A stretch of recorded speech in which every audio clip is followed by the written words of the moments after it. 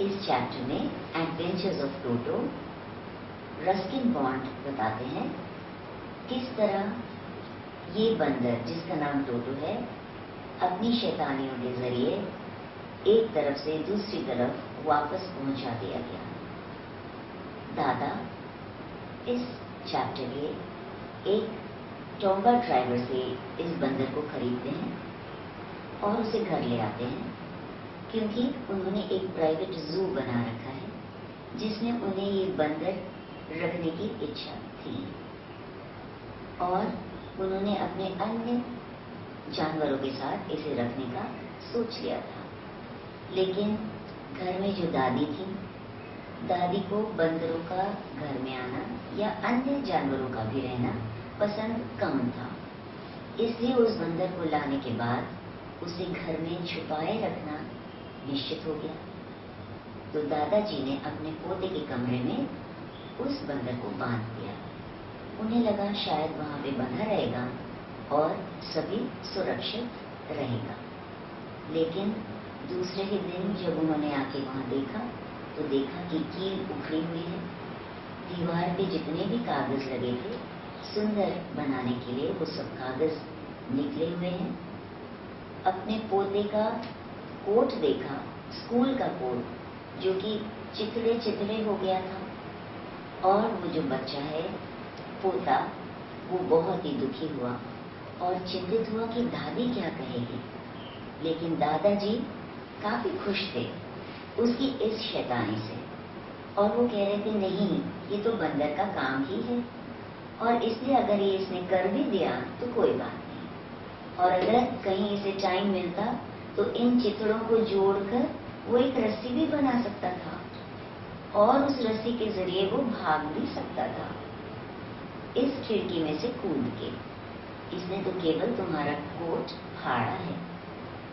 लेकिन वो ज्यादा समय उस कमरे में नहीं रह सकता था क्योंकि दादाजी ने देख लिया था, काफी नाश कर दिया था उस कमरे का। इसलिए उसे उन्होंने अपने सर्वेंट्स क्वार्टर में रख दिया जहां पे उनके अन्य जानवर भी रखे थे, जिसमें से एक टॉर्टॉइस, 2 रैबिट्स और एक स्क्विरल भी थी। अब इन जानवरों को भी उसने बहुत परेशान किया। इस कारण दादाजी को इस बंदर को अपने साथ ही रखना पड़ता था। दादाजी को जब देहरादून से सहारनपुर जाना पड़ा तो दादाजी साथ ही उस बंदर को लेके चले और उसे एक बैग में बंद करके रखा क्योंकि कई जगहों पर बंदर अलाउड नहीं है। बंदर क्या, कोई भी जानवर अलाउड नहीं है। इसी कारण उसे देहरादून से चलने से पहले उसके लिए एक स्ट्रॉन्ग बैग तैयार किया गया जिसको वो फाड़ न सके और बाहर आ न सके। दादाजी सुरक्षित उसे लेके सहारनपुर तो पहुंच गए। लेकिन सहारनपुर में जब प्लेटफॉर्म से बाहर निकलने लगे तो इस बंदर ने अपना मुंह बैग में से बाहर निकाल लिया और टिकट कलेक्टर को चौंका दिया। टिकट कलेक्टर ने भी उसके पैसे मांगे क्योंकि जानवर अलाउड नहीं है। इसलिए टिकट कलेक्टर ने कहा कि इस जानवर के लिए आपको जुर्माना भरना पड़ेगा और 3 रुपए उनसे ले लिए। और जब वो वापस आए सहारनपुर से अपने पेंशन का काम खत्म करके, दादी ने भी उस टोटो को, उस मंकी को, बंदर को एक्सेप्ट कर लिया।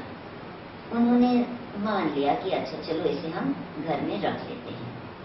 लेकिन उन्हें ये नहीं पता था कि ये बंदर कितना ज्यादा शैतानियों से भरा हुआ है। जब दादी ने इजाजत दे दी, टोटो को स्टेबल्स में रख दिया गया एक डोंकी के साथ। उस गधे को भी उसने परेशान कर दिया और उस गधे के कान को पकड़कर उन पर झूल रहा था।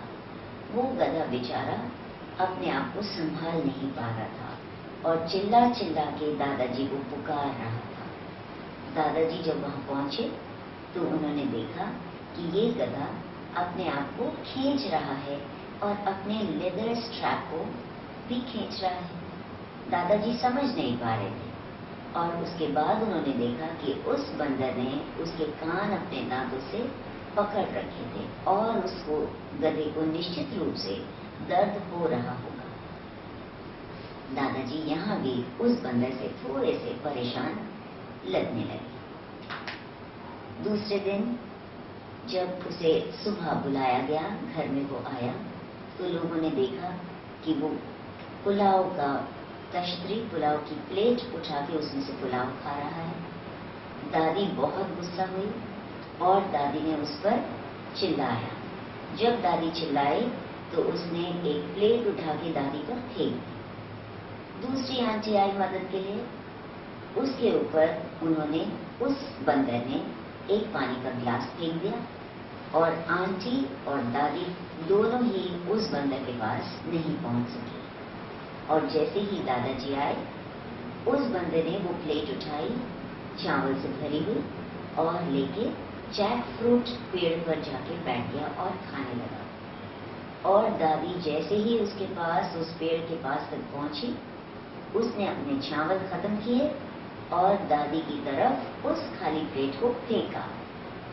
और ये आपको मालूम है क्यों किया?